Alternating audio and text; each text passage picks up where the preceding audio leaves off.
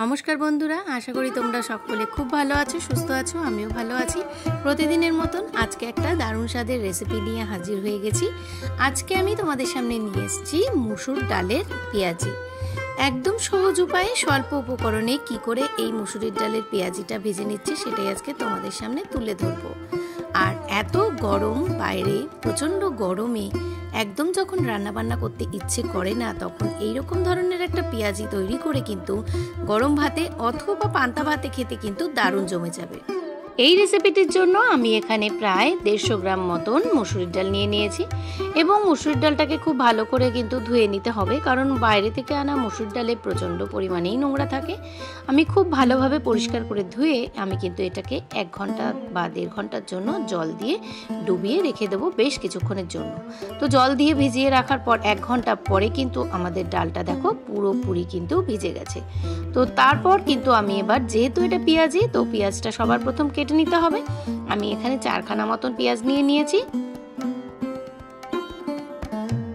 পেঁয়াজগুলো খুব ঝিরিঝিরি করে কেটে নিতে হবে এবং পেঁয়াজের সাথে কিন্তু লঙ্কাটাও দিয়ে দিতে হবে একসাথে। তো তোমরা চাইলে পরে লঙ্কাটা ছুরি দিয়েও কাটতে পারো, বা আমি যেভাবে লঙ্কা কাটি সেটার একটা ছোট্ট টিপস ভিডিওটা চলতে চলতে তোমরা দেখতে পাবে। তো পেঁয়াজগুলো কেটে কিন্তু আমি খুব সুন্দর করে ধুয়ে নিয়েছি, কারণ পেঁয়াজের মধ্যে কিন্তু একটা কালচে জল বের হয় ধোয়ার সময়। তো সেই জন্য ভালো করে ধুয়ে জল ঝরিয়ে রেখে দিয়েছি। এরপর হচ্ছে মুসুরির ডালটা পেস্ট করে নেওয়ার পালা। মিক্সির গ্রাইন্ডারের মধ্যে আমি এখানে মুসুরির ডালগুলো কিন্তু পুরোপুরি কিন্তু পেস্ট করে নিয়েছি। ভিডিওটি চলতে চলতে একটা ছোট্ট অনুরোধ, যারা আজকে আমার ভিডিওটি প্রথম দেখছো তাদেরকে জানাই অসংখ্য ভালোবাসা। তোমরা যদি আজকে আমার ভিডিওটা নতুন দেখে থাকো তাহলে লাইক করে পাশে থাকা বেল নোটিফিকেশনটা অন করে আমার পরিবারের সদস্য হওয়ার অনুরোধ রইল।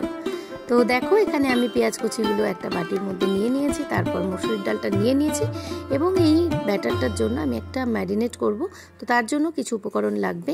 সামান্য নিয়ে নিয়েছি নুন 1 চামচ মতন, 1 চামচ কালো জিরে, 1/2 চামচের থেকে কম হলুদ, আর নিয়েছি লঙ্কা কুচি কুচি করে কাটা। আমি কিন্তু লঙ্কা সবসময় কাঁচি দিয়ে কাটি, তাতে কিন্তু ছুরি দিয়ে কিন্তু কাটলে, ছুরিতে কখনো আমরা যদি কোনো রকম জিনিস কাটি তাতে কিন্তু আমাদের সেটা প্রবলেম হতে পারে, যে কারণে আমি লঙ্কাটা কাটার জন্য ছুরিটা না ইউজ করে আমি কাঁচিটাই ইউজ করি। তো এটা একটা ছোট্ট টিপস তোমাদের দিয়ে রাখলাম। কিচেনে তোমরা যদি একটা কাঁচি রেখে দাও তাহলে কিন্তু সবসময়ের জন্য সুবিধাই হবে। তো এখন আমি কিন্তু ফ্রাইং প্যানে জিনিসটাকে ভাজবো। তো তার জন্য আমি তেল দিয়ে নিয়েছি। আর এখানে আমি যেহেতু এই ব্যাটারটাকে বেশ কিছুক্ষণ মাখিয়ে রেখেছিলাম, তো এটা থেকে একটু হালকা জল বেরিয়েছে, খুব ভালো করে হাতে ফেটিয়ে নিয়ে এরপরে কিন্তু এই বড়াগুলোকে ভেজে নিতে হবে, পেঁয়াজিগুলোকে ভেজে নিতে হবে।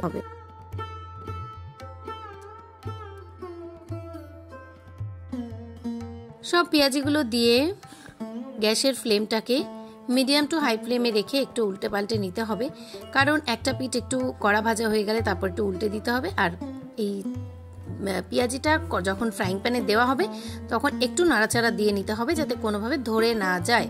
তো সেই কারণে তো দেখো, আমার কিন্তু একটা পিঠ মোটামুটি হালকা ভাজা হয়ে গেছে। এরপর আমি কিন্তু পরপর পেঁয়াজিগুলোকে একটু উল্টে পাল্টে দিচ্ছি।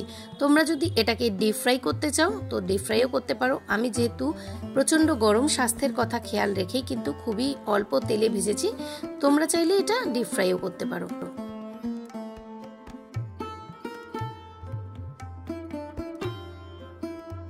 এই পেঁয়াজি কিন্তু স্পেশালি মুড়ির সাথে ভালো লাগে না। এই পেঁয়াজিটা ভালো লাগে হচ্ছে গরম ভাতে অথবা পান্তা ভাতে। আমি তো আজকের রেসিপিটা পান্তা ভাতেই সার্ভ করেছি।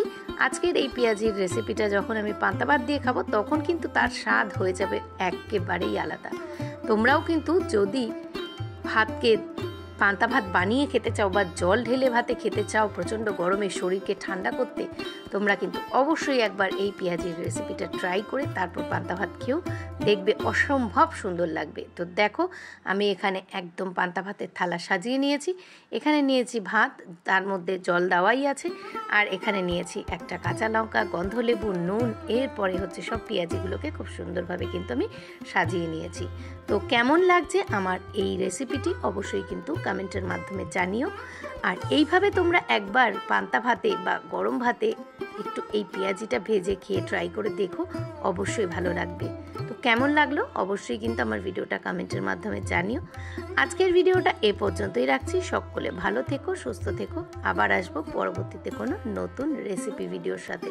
ততক্ষণ পর্যন্ত ভালো থেকো সকলে। আজকের মতো টাটা।